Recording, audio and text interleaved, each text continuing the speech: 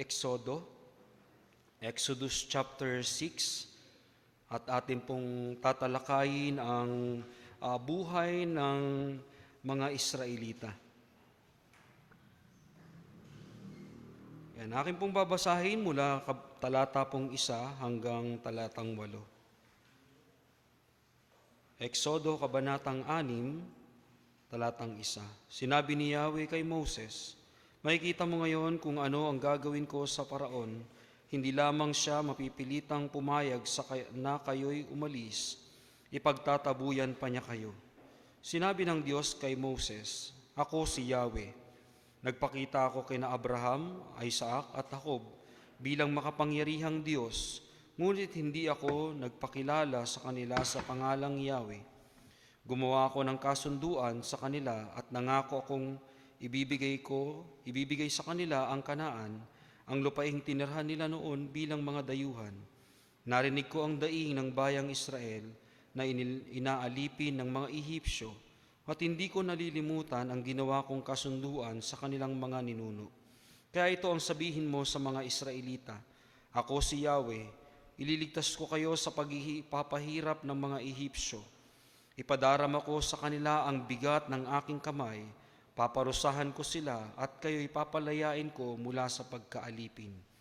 Ituturing ko kayong aking sariling bayan at ako ang magiging Diyos ninyo, at makikilala ninyong ako si Yahweh, ang inyong Diyos, ang nagligtas sa inyo sa pagpapahirap ng mga Ehipsyo. Dadalhin ko kayo sa lupaing ipinangako ko kina Abraham, Isaac at Jacob, at iyon ay ibibigay ko sa inyo. Ako si Yahweh." Pagpalain po ng Diyos ang ating talatang binasa, at tayo po'y saglit na manalangin. Makapangyarihang Diyos, aming Ama na nasa langit, kayo po'y amin pong dinadakila, pinupuri at amin pong sinasamba. Maraming salamat po, Panginoon, na ang bawat isa ay ligtas po ninyong idinako sa bahay-sambahan upang kami ay magsama-sama na kayo po'y amin pong papurihan, sambahin, at amin pong mapagbulay-bulayan ang inyo pong mga salita. Dalangin po namin, O Diyos, na sa pinakamahalagang aspeto ng amin pong pagsamba, ang pag-aaral ng inyo pong salita, inyo po nawa kaming gabayan. Biyayaan po kami ng bukas na puso, kadalisayan po, O Diyos, at mapangunawang kaisipan. Naway huwag pong magliwaliw ang aming pong mga isipan, bagkus nakatuon lamang po sa pagkaunawa ng inyong salita, pagkatuto, Panginoon, na makita po namin ang inyo pong kabutihan, hindi lamang po sa inyo pong bayang pinili, kundi sa inyo pong mga pinili para sa kaligtasan. Dalangin po namin, Ama, na kasiyahan po ninyo ang bawat isa po sa amin. Tulungan niyo po kami na matuto sa buhay ng inyo pong bayan. Gayon din po, Panginoon, ako rin po'y dumudulog sa inyo ng inyo pong biyaya. Naway tulungan po ninyo ako, Panginoon, sa aking pong pangangaral ng inyong salita. Kayo po ang maluwalhati, Panginoon. Naway pagkalooban po ninyo ako ng karunungan. Biyayaan po ninyo ako ng kakayahan na maihayag po ang inyong salita ng buong katotohanan. Ang aking pong dalangin ay ang inyong pong biyaya ay managana po sa aking pong buhay sa gabi pong ito. Dalangin ko po, Panginoon, na ang tanging niyo pong pahintulutan na mamutawi sa aking pong bibig ay ang mga katotohanan sa inyo pong mga salita, na siyang makapagpapahayag ng inyo pong kadakilaan sa buhay po ng bawat isa po sa amin. Patnubayan niyo po kami, Ama, sa inyo po ang kapurihan sa gabing ito. Ito po ay aming dalangin sa pangalan ni Jesus. Amen. Makakapo na po ang bawat isa, at ang ating pong pag-aaralan ay pinamagatan ko pong ang Diyos ay tapat sa kanyang mga pangako. Ang bayang Israel po sila po ay napunta dito sa lugar po ng Ehipto, at sila ay dumanas o doon sila naglagi sa loob ng mahigit marahil 400 taon. Sila ay pumasok dito nung sa panahon po ni Jacob, ni Joseph. So ating makikita na ito pong si Joseph ay siyang naging kilala na sa lugar pong ito sa Ehipto. Ngunit nung tumagal na panahon ay hindi na po siya nakilala sa lugar na ito at dahil hindi lamang po sa napalitan na ng mga bagong henerasyon na hindi po nakakakilala kay Joseph. So dito sa madaling salita, sa tagal ng panahon ay ang mga Israelita, sila ay naging marami o dumami yung kanilang lahi at kanilang nahigitan yung mga lahi ng mga Ehipsyo. At kaya dito, dahil sa pangamba o marahil dun sa pagkapangamba ng hari o ng paraon, kaya ang ginawa nila ay inalipin nila ang mga Israelita. Pinahirapan nila ito, pinaranas nila ng mga matitinding paghihirap. Sa gitna ng kanilang pagdurusa, sila po ay tumawag sa ating pong Diyos. Dumaing sila sa ating Panginoon. At ang ating pong Diyos ay bilang tapat sa Kanya pong pangako, siya ay tumugon sa mga hinaing ng bayang Israel o ng mga Israelita. Dininig ng Diyos ang kanilang daing. At anong Kanyang ginawa? Kanyang muling ibinalik itong si Moses na isang takas sa bayan ng Ehipto o sa bayan ng Ehipto. Siya po ay isang takas sapagkat siya ay pumatay ng isang Ehipsyo.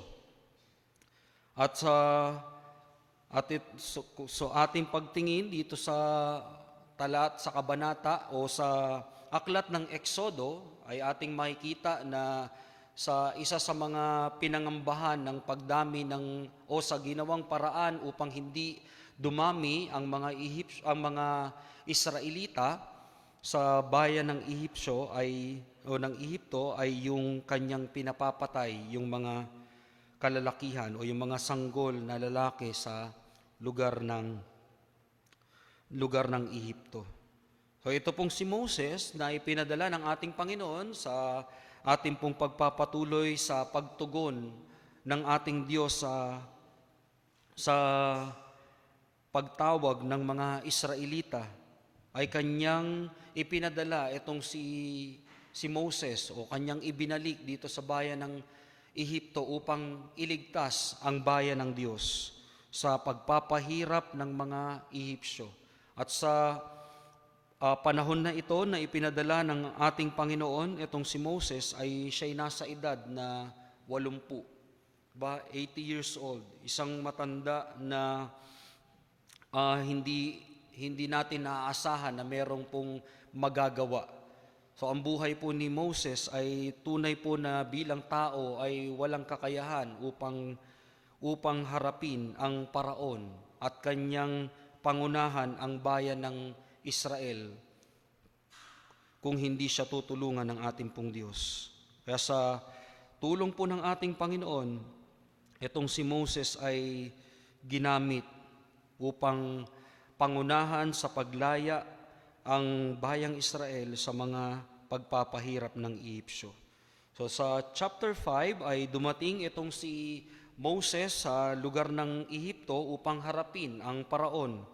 Ngunit yung paraon, tumanggi siya sa chapter 5. Tinanggihan niya yung pakiusap ni Moses na palayain ang mga Israelita at lalo niya pa itong pinahirapan. O rito ay mas lalong nanlumo ang mga Israelita. Sila ay nawalan ng pag-asa sa kanilang buhay at sinisipa nila itong si Moses dahil sa pagparito ni Moses ay mas lalo silang pinahirapan ng paraon. Kaya itong si Moses ay dumaing sa ating pong Diyos. At doon ay dito sa chapter 6 ay ang pagpapahayag ng pangako ng ating pong Diyos na lubos na magbibigay ng kaaliwan sa mga Israelita. So sa gabing ito, marami sa atin marahil, so hindi naman tayo nawawalan ng mga problema, ng mga suliranin sa ating pong buhay. Tayo po ay lagi pong meron pong mga kinakaharap na mga pagsubok, mga kabigatan sa ating pong buhay. So alamin po natin ang mga pangako ng ating pong Diyos sa buhay po natin, na makita natin na ang ating pong Diyos ay nakakaalam ng ating pong mga pinagdaraanan. Batid po niya kung ano po yung ating pong mga kabigatan sa buhay, yung ating pong mga pangangailangan. At alam po ninyo, sabi nga sa 1 Peter chapter 5 on verse 7, ang ating pong Diyos ang siyang nagmamalasakit po sa atin. Siya ang lubos na nagmamalasakit po sa atin, na handa po siya na tayo po ay kanyang tulungan sa ating pong mga kabigatan. At tignan po natin dito kung paano po nagmalasakit ang Diyos sa kanyang bayang pinili, at gayon din po para sa kanyang mga pinili para sa kaligtasan. Pinili niya para kanyang maging anak. So sa gabing ito, tunghayan po natin ang ating pong tapat na Diyos sa kanya pong mga pangako. Dito po sa buhay ng mga Israelita, marami po tayong mga kapupulutang aral. Kaya kung ating pong nasubaybayan o susubaybayan ang buhay ng mga Israelita, marami tayong mapupulot na aral dito. Meron tayong makikita na mga pamumuhay nila na hindi natin dapat tularan, at meron din naman tayong makikita na pamumuhay nila na dapat nating tularan. At dito rin natin makikita sa panahon ng mga Israelita kung gaano kamakapangyarihan ng ating Diyos. Makikita natin kung paano siya namahala hindi lamang sa bayan ng Israel, maging sa buong daigdig, sa kanyang mga nilikha, na kung paano niya ito, kung paano siya namamahala sa mundong ito. At dito sa bayan ng Ehipto ay ipinadama ng ating Diyos, o ipinakita ng ating Diyos yung kanyang pagiging makapangyarihan, na walang sino man ang siyang makadadaig po sa kanya. So tunghayan po natin sa gabing ito kung paano naging matapat ang ating pong Diyos sa kanyang mga pangako. Pangako niya sa kanyang mga lingkod na si Abraham, ni Isaac at ni Jacob, at dito sa kanyang bayang pinili. So una po dyan na ating makikita on verse 6 ng Exodus chapter 6 ay yung pangakong tulong sa panahon ng kabigatan. Sabi rito sa talata na ating pong tatalakayin sa verse 6, kaya ito ang sabihin mo sa mga Israelita, ako si Yahweh, ililigtas ko kayo sa pagpapahirap ng mga Ehipsyo.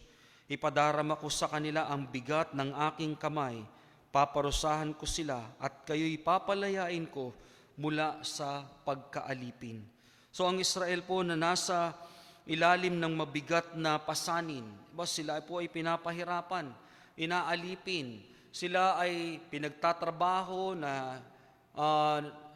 ng halos buong araw na hindi sila makakain, makapagpahinga sa kanilang kagustuhan, kundi sa kagustuhan ng umaalipin sa kanila ng mga Ehipsyo.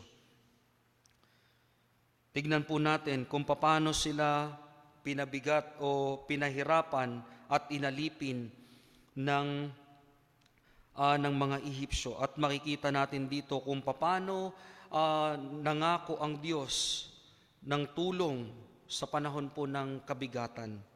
So ang Diyos po ay katulad ng kanyang pagtulong sa bayang Israel. Ang Diyos din po natin ay nagmamalasakit sa ating pasanin. Tulad ng mga pasanin ng mga Israelita. Ang mga pasanin po natin ay maaaring mga alalahanin po natin sa buhay, yung ating pong mga problema o yung ating pong mga pinangangambahan na mawala sa atin, ating pong hindi po natin makamtan o iba pa na ating pong mga kinakaharap, na siyang nagpapabigat ng ating pong mga damdamin, na tayo po ay katulad ng mga Israelita na marahil ay dahil sa bigat ng ating pong kinakaharap ay nawawalan na tayo ng pag-asa. Ngunit dito natin makikita sa pangako po ng Diyos sa bayang Israel na ang Diyos po natin, ng Diyos ng mga Israelita ay ang Diyos din po natin sa panahon po natin ngayon na nagmamalasakit sa ating pong mga pasanin. Kaya nga ang sabi ng Biblia, kung meron tayong mga pasanin, atin pong ihagis sa ating Panginoon. Casting all your cares, sabi po ng Biblia. Sapagkat ang Diyos ay hindi lamang po nagmamalasakit sa ating pong mga pasanin, maging sa mga umaalipin po sa atin. Ano pong mga umaalipin sa atin? Sa ating pong buhay, ang larawan po ng bayan ng Ehipsyo o ng Ehipto ay walang iba kundi ang mundo, ang daigdig. At ang paraon, ito ay sumisimbolo o naglalarawan sa dyablo na nagpapahirap sa ating pong mga tao. At ang nagpapahirap o ang umaalipin sa ating pong mga tao sa panahon po natin ngayon ay walang iba kundi ang kasalanan. Ang mga bisyo sa mundong ito, mga kalayawan, at yung mga mali nating pamumuhay, yan po ang siyang nagpapabigat sa ating pong buhay. Na ito nagbibigay sa atin ng panandaliang kasiyahan, ngunit ito'y nagbibigay sa atin ng kabigatan o kapahamakan pagdating ng araw. Kaya ang Diyos po, siya po ay nagnanais na tayo po ay makalaya sa mga umaalipin po sa atin. Kaya sa buhay po natin, kung meron po tayong mga pasanin, meron tayong mga kasalanan na gusto nating maalis sa ating pong buhay, tayo'y dumulog sa ating Panginoon. Katulad ng bayang Israel, atin pong idulog sa ating pong Diyos at ihingi ng tulong sa Kanya na tayo'y Kanyang tulungan, tayo'y Kanyang palayain sa mga nagpapahirap po sa atin, sa mga kabigatan po natin sa ating pong buhay. So katulad po ng binanggit ko kanina sa unang Pedro 5:7 na ang salita ng cares o yung mga alalahanin po natin, ito po yung nais ng Diyos sa atin, na tayo po'y inaanyayahan na yung mga alalahanin natin sa buhay ay ihagis. Yan po yun, casting, o ating ibigay, ipasan ang lahat na hindi po tayo nagtitira na meron tayong mga iniingatan pa sa ating pong mga buhay, kundi ating pong idulog lahat sa ating pong Panginoon. Mabigat man yan o magaan yung ating pong pasanin, wag po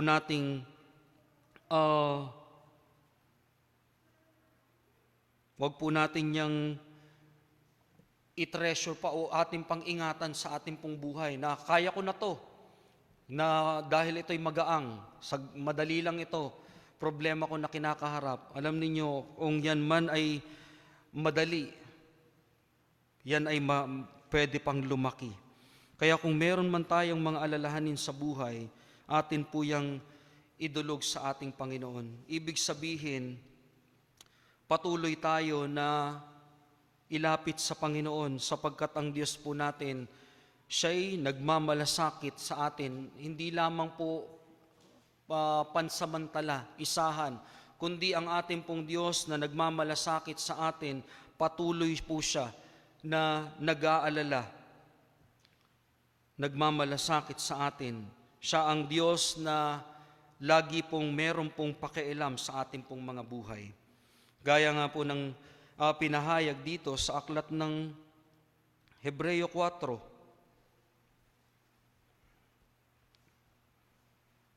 Sabi dyan, on verse 15, simulan po natin dyan, makikita natin dito yung ating pong Panginoon, kung paano po siya nagmamalasakit sa atin.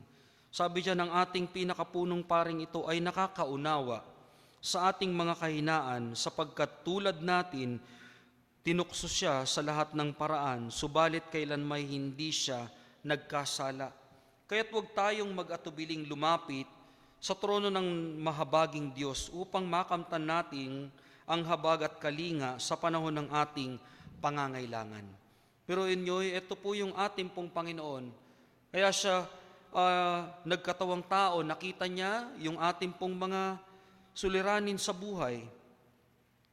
At ito'y kanyang naranasan, yung mga pangaalipin po sa atin. Sabi diyan, yung mga tukso, yung mga kahinaan natin ay kanya rin pong naranasan. Ngunit sabi po diyan, hindi siya nagkasala.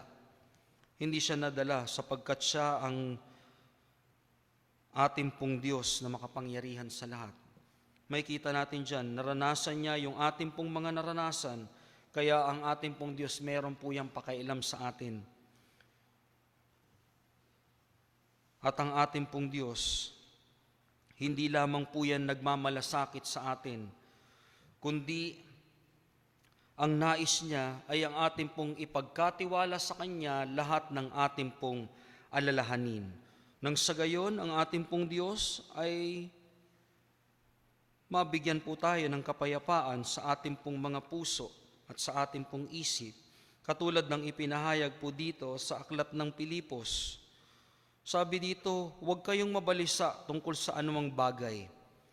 Sa halip, hingin ninyo sa Diyos ang lahat ng inyong kailangan sa pamamagitan ng panalangin may pasasalamat, at ang kapayapaan ng Diyos na hindi kayang maunawaan ng tao ang siyang mag-iingat sa inyong puso at pag-iisip dahil sa inyong pakikipag-isa kay Kristo. Pero inyo bilang Kanya pong mga anak, ito po ang nais po ng ating pong Ama sa atin, na hindi po tayo nagiging balisa, hindi po natin pinapasan sa sarili natin ng mag-isa yung ating pong mga kabigatan, kundi ating pong idulog sa ating pong Diyos, ating pong ipasan sa Kanya, sapagkat yan po ang nais po ng ating pong Ama sa atin. Katulad din po ng paanyaya ng ating pong Panginoon sa aklat ng Mateo 11 at nasa talata pong 28. Sabi diyan, lumapit kayo sa akin, kayong lahat na nahihirapan at nabibigat ang lubha, sa inyong pasanin at kayo bibigyan ko ng kapahingahan. Ito ang ating pong Panginoon, na kung meron tayong pasanin, ating pong ihagi sa Kanya, ipasan sa Kanya. At sabi niya rito, kung meron tayong kabigatan, tayo'y lumapit sa Kanya. At anong Kanyang gagawin? Bibigyan niya tayo ng kapahingahan. Tatanggalin niya yung mga kabigatan natin at ito'y Kanyang papasanin. Tayo Kanyang tutulungan. At gayon din naman, ang atin din pong Diyos na nangako ng tulong sa panahon ng ating pong mga kabigatan. Katulad ng mga alalahanin sa buhay, ang atin din pong kabigatan sa buhay ay ang kasalanan. At ang sabi ng Biblia, ang ating pong Panginoon ang siyang meron pong kapangyarihan upang tayo'y palayain sa pagiging alipin ng kasalanan. Dito sa aklat ng Juan, kabanata pong 8 at nasa talatang 36, sabi dyan sa John chapter 8 on verse 36, kayo'y tunay na lalaya kapag pinalaya kayo ng anak. Siya ang tangi pong meron pong kapangyarihan, kakayahan, na tayo po'y Kanyang tulungan at palayain sa mga umaalipin po sa atin. Kagaya po ng binanggit ko po kanina, ang Diyos po nagmamalasakit yan sa ating pong mga pasanin at sa mga umaalipin po sa atin. Kaya ito po ang ating makikita dito sa aklat ng Eksodo, kabanatang 6, na ang Diyos po nangako siya ng tulong sa panahon ng kabigatan. May mabigat na kinakaharap ang mga Israelita at ang pangako ng Diyos na sila'y ililigtas, tutulungan sa pagpapahirap ng mga Ehipsyo. At sumunod po ay yung sabi dyan sa sumunod na talata ay yung pangakong kalayaan sa pangaalipin. Ipinadarama ko sa kanila ang bigat ng aking kamay, paparusahan ko sila at kayo'y palalayain ko mula sa pagkaalipin. So kalayaan ng pang-aalipin ng mga Ehipsyo. Tutulungan sila ng ating pong Panginoon. Yan ang kanyang pangako. At ganon din naman po sa atin. Ang Diyos po, siya ay nangako. Ano po ba ang umaalipin sa atin? Kagaya ng ating pong Panginoong Jesucristo, ang sabi niya sa atin, sa kanyang sa Biblia, na ang gumagawa ng kasalanan ay alipin ng kasalanan. Kaya ang ating pong Panginoon, ang siyang may kapangyarihan upang tayo po ay palayain sa pang-aalipin ng kasalanan. Tulad po ng bayang Israel, dito po sila ay napasama sa kasalanan ng mga Ehipsyo. Sa buhay po natin, hindi po yung mga problema sa buhay o pangangailangan sa buhay ang siyang pinakapangunahin po nating problema. Hindi po yan. Yung ating pong pananalapi, hindi yan ang pinakamabigat na problema po natin sa buhay. Ang pinakamabigat na problema po natin, walang iba kundi ang kasalanan. Alam niyo ang mga problema po natin sa mundong ito, yan ay mga bunga na lamang ng ating pong kasalanan. Isa nga sa madalas ko pong nababanggit, di ba, yung sa panahon na pinarusahan ng ating pong Diyos, sila Adan at si Eva. Anong sabi ng Panginoon? Kanyang susumpain ang lupa dahil sa pagkakasala ng tao, sa pagkakasala nitong si Adan, sa pagsuway sa ating pong Diyos. Kanyang sinumpa ang lupa na siyang pinagkukuhanan ng kabuhayan ng tao. O kaya sa mundo pong ito, ang problema po natin sa buhay, yan ay bunga na lamang ng kasalanan. Ngunit ang ating pong Panginoon, siya ay mabiyaya, na kung tayo man ay alipin ng kasalanan, tayo po'y kanyang tutulungan at papalayain sa pagiging alipin sa pamamagitan ng ating pong Panginoong Jesucristo. Gaya po ng sinabi dito sa aklat ng Kolosas, kabanata pong 2, Colossians chapter 2 on verse 13,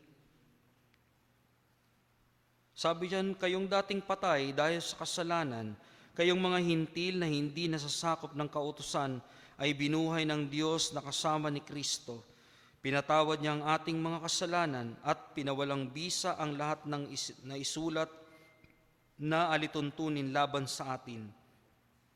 Pati ang mga pananagutang kaugnay nito, pinawi niya ang lahat ng ito nang ipako siya sa krus. Ito po ang ginawa sa atin ng ating Panginoong Jesucristo, na tayong mga alipin ng kasalanan, tayo pong mga patay dahil sa kasalanan, sabi rito, binuhay tayo. Tayo po ay tinulungan ng ating pong Panginoong Jesucristo upang tayo po ay makalaya sa kasalanan. Sabi diyan, pinawalang bisa ang lahat ng naisulat na alituntunin laban sa atin, pati ang mga pananagutang kaugnay nito, pinawi niya ang lahat ng ito nang ipako siya sa krus. At gayon din po dito sa aklat ng unang Juan, kabanata pong 1 at nasa talatang 7.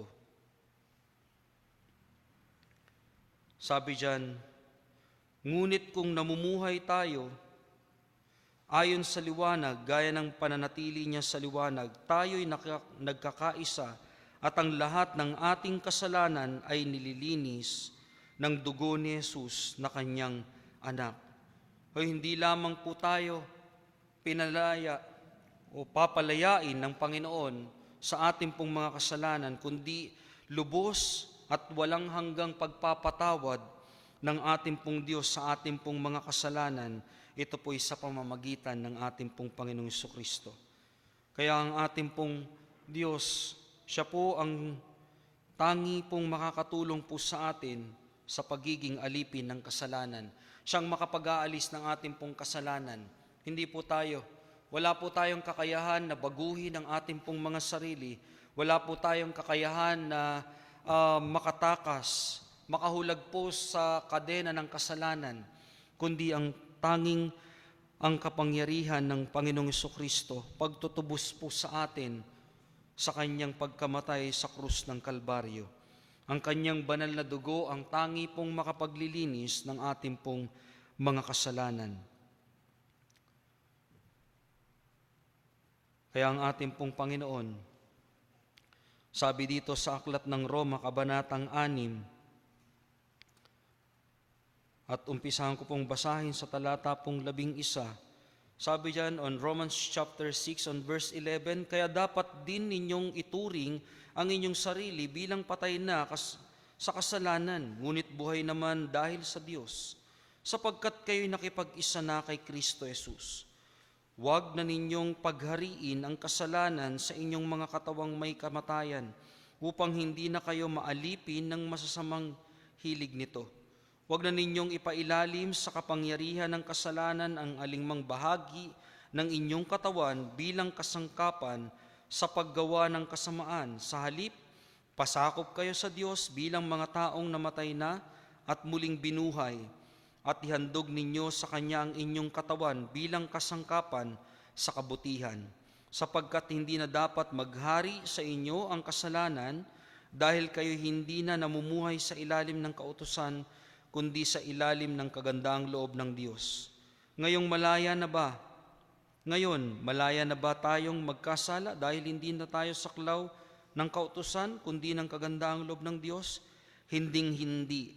Hindi ba ninyo alam na kapag nagpasakop kayo sa sino mang inyong sinusunod, kayo nagiging alipin nito, maging ito'y kasalanang hahantong sa kamatayan o sa pagsunod sa Diyos na hahantong sa katwiran?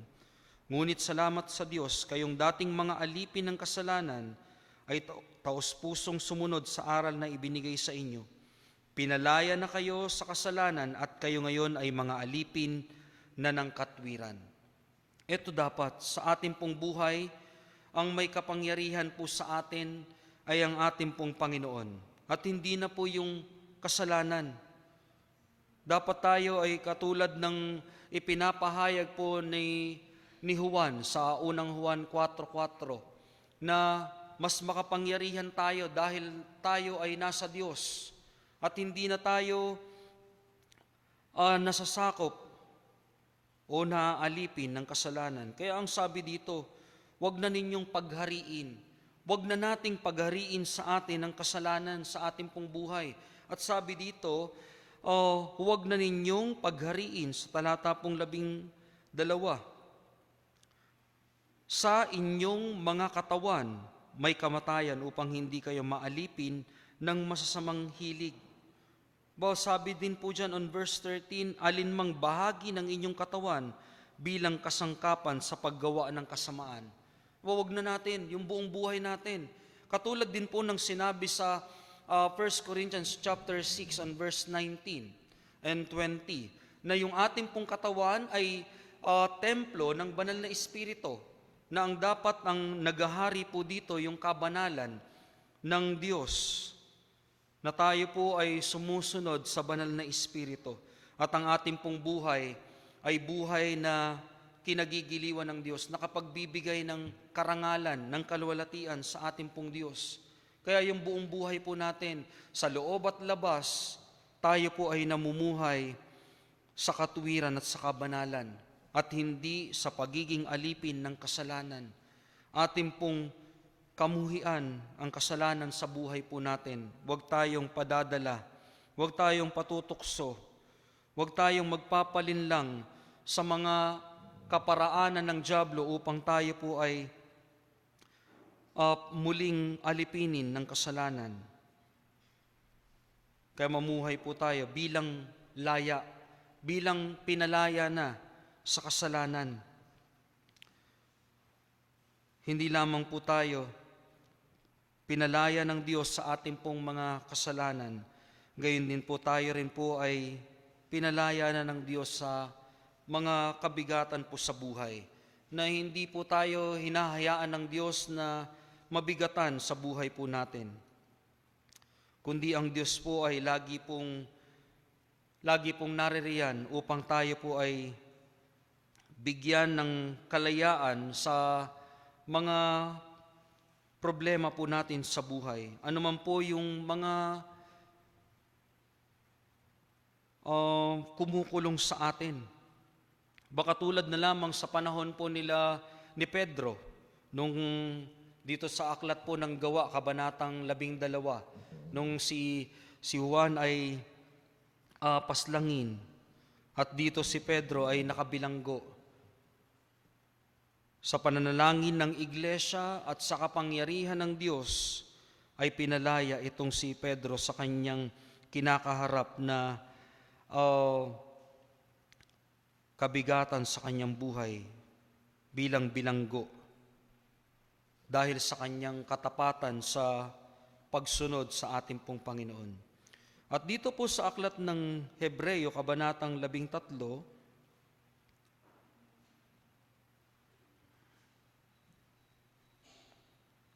at nasa talata pong 5, sabi dito, "Huwag kayong magmukhang pera at masiyahan na kayo sa anumang nasa inyo sapagkat sinabi ng Diyos, hindi kita iiwan ni pababayaan." Biruin po ninyo yung sitwasyon po dito na nangyayari po sa ating pong buhay, na meron po tayong mga pangangailangan physically, may pangangailangan po tayo sa mundong ito, sa ating pong buhay.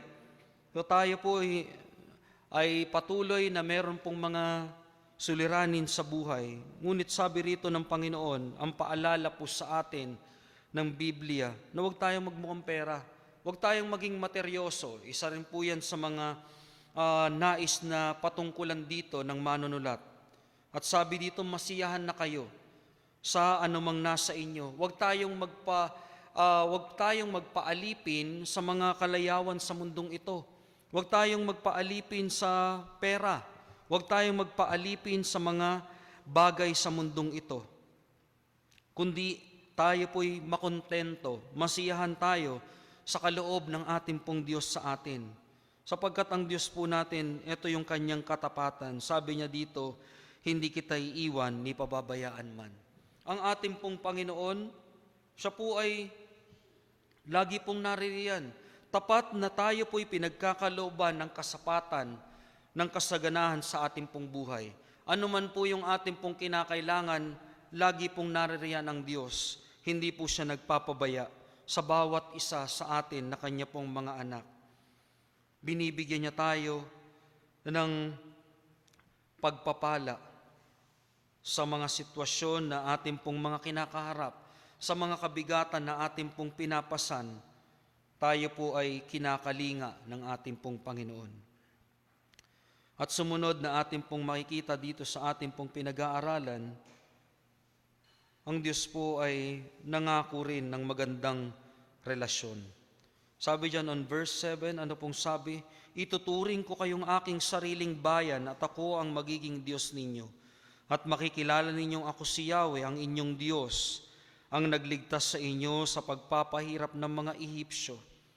Dito makikita natin yung magandang relasyon, na yung presensya ng ating pong Diyos ay kanilang mararanasan. Sabi dito, "Ituturing ko kayong aking sariling bayan at ako ang magiging Diyos ninyo." Ano po ba ang pangako sa atin ng ating pong Diyos? Na sa sino man pong nakipag-isa kay Kristo, sumampalataya sa Panginoong Jesucristo, pinagkalooban na kanyang maging anak. Itinuring niyang anak. Tayo po ay inako ng ating pong Diyos bilang kanyang mga anak sa pamamagitan ng Panginoong Jesucristo. Niloob po ng Diyos. Biruin niyo, sa kabila ng ating pong pagiging makasalanan, ay niloob ng Diyos na tayo po ay kanyang ituring na kanyang anak. Dito, ipinahayag niya ang kanyang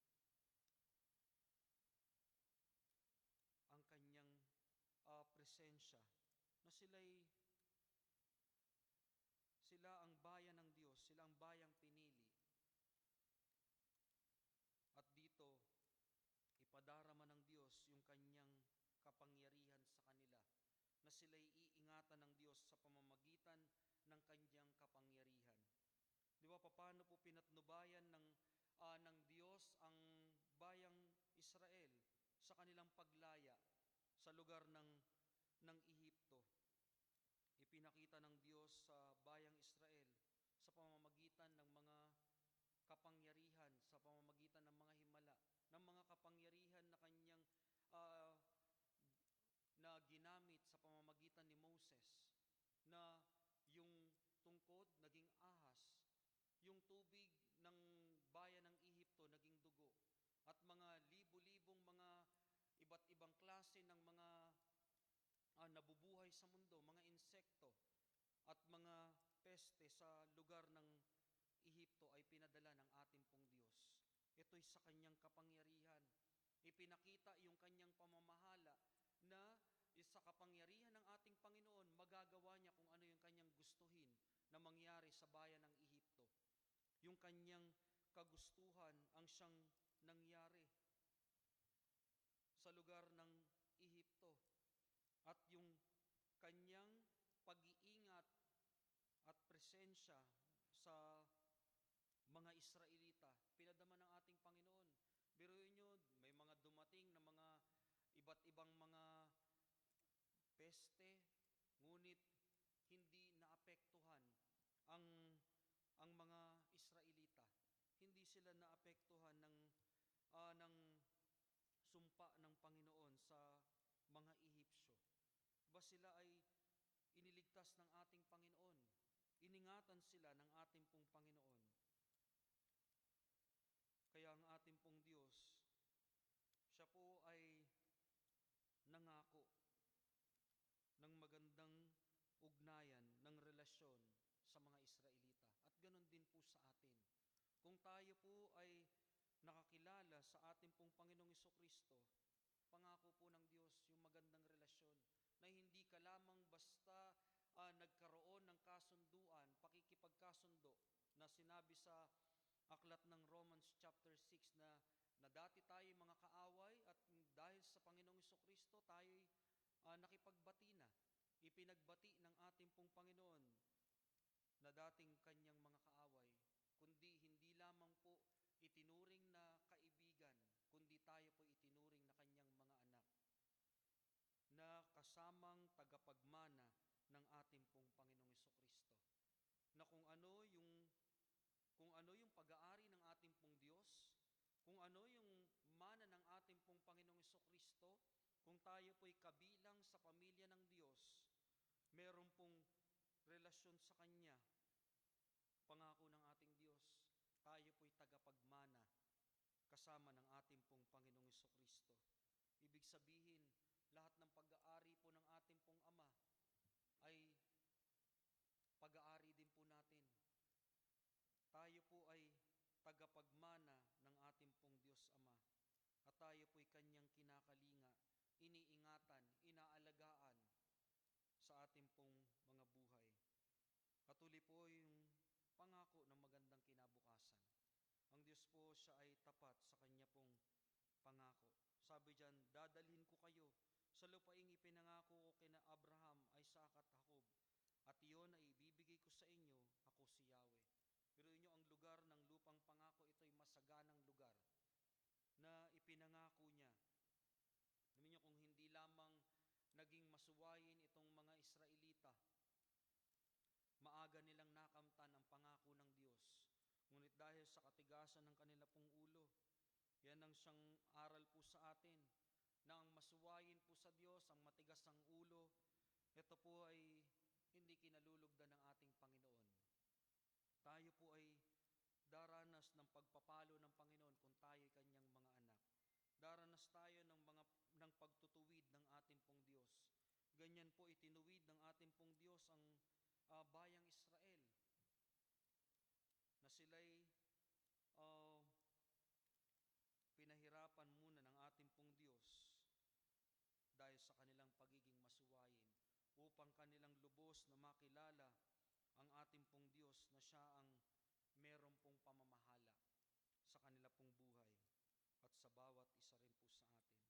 So dito ipinangako po ng Diyos sa kanila yung kanilang magandang kinabukasan, yung kanilang hinaharap, na ang ganon din po ang tinukoy dito sa aklat ng Deuteronomio, Kabanatang 6 at nasa talata pong 23.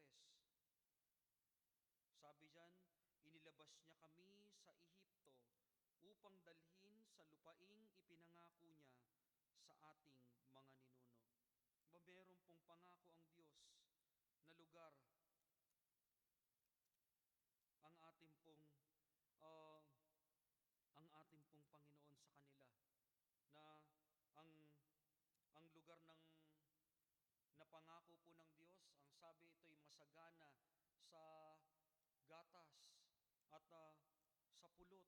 Yan po ang ipinapahayag ng Biblia na pangako ng Diyos sa kanila. Ibig sabihin, ito ang lugar na masagana, puno ng pagpapala ng ating pong Diyos. At ganon din naman po sa atin, sa panahon po natin ngayon, may pangako din po ang ating pong Diyos na magandang inaharap po sa atin. Yan po ay ating pong mababasa sa aklat ng Epeso. So, hindi ko na po yan tatalakayin. Ngunit ating pong makikita dyan na ang mga iniligtas, ang mga itinuring ng Diyos na kanyang mga anak, meron pong pangako ang Diyos na magandang kinabukasan. Magandang hinaharap po sa ating pong mga buhay, na hindi lamang po pagpapala ng magandang kinabukasan sa mundong ito, at ano pa, na pagdating natin sa tahanan ng ating pong Ama, ay may nakahandang gantimpala po sa atin. May nakahandang pagpapala sa ating pong mga buhay. Sa Ephesians chapter 1 and on Ephesians chapter 2, diyan po natin makikita ang mga pagpapala ng Diyos sa ating pong mga buhay bilang kanyang mga anak. At dito po sa John chapter 14,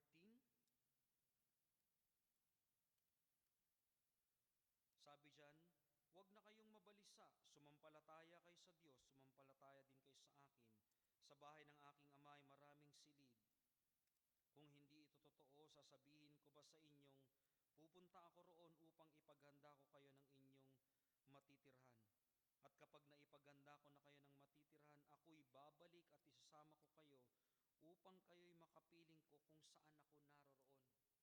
Pero yun kung yung ating pong mga tahanan dito sa lupa ay mga tagpi-tagpi, huwag po tayong malungkot, huwag tayong mawalan ng pag-asa. Ang pangako ng ating pong Panginoon, doon sa langit, may nakahandang magandang tahanan po sa atin.